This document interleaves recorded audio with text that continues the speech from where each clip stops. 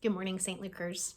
If you have been with us throughout the worship series that we are celebrating on Sundays on Facebook Live together, you know that each week of this series we have been talking about our core values. We've also celebrated each week our core practice of Holy Communion as we come around the table together, albeit virtually, as we share in a meal together and remember all that Christ has offered us.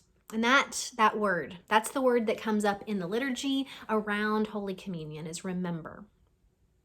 You know, memories, remembering is something we do a lot. We like to tell stories. We like to talk about important moments in our lives. We like to remember them. We like to go back to the places that are meaningful to us, to be in those spaces, to share with others experiences that have been important in our lives, that have transformed us in some way.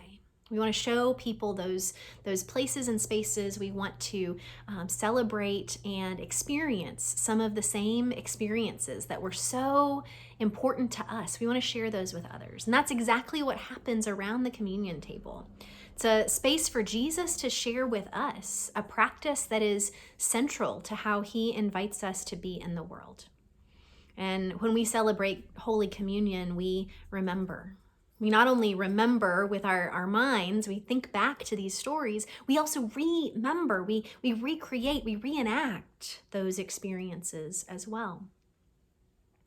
You know, the word remember in Greek in the New Testament actually is a word anamnesis. And this word, you'll see different definitions and ways that it's described. My favorite way that this word has been described and defined to me is actually to remember to the point that it changes your life. That when Jesus invites us around the table, that he's not just inviting us to a meal, he's not just inviting us to tell us a story. He's inviting us to something that, because of our experience of it and because of the way that we continue to participate in it together, that our lives are changed. That because of being at this table, that we are different. And that the way that we engage the world is different. And if you look at Jesus' first example, he was around a table with people that he knew were different. He knew that at least one person at this table was going to betray him. He knew at least another person at that table would deny him. He knew that going forward, some of them were going to give their lives in his name. And that story gets told again and again, not just so that we can be filled up, but we can remember what the kingdom is supposed to look like. For us to sit around a table with people who we might have disagreements with, but it's the place that we can come and remember the body of Christ.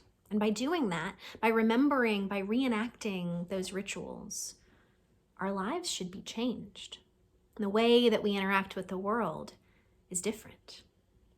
So as we approach another Sunday, as we approach the table again together, I wonder how you are being called to remember, how you are being called to live in a different way, how this Sunday the table is going to invite you into something new. What is it that God is calling you to in this moment? How are you being invited to hear Christ's story again and again, but to hear that story, and by hearing it, your life is different.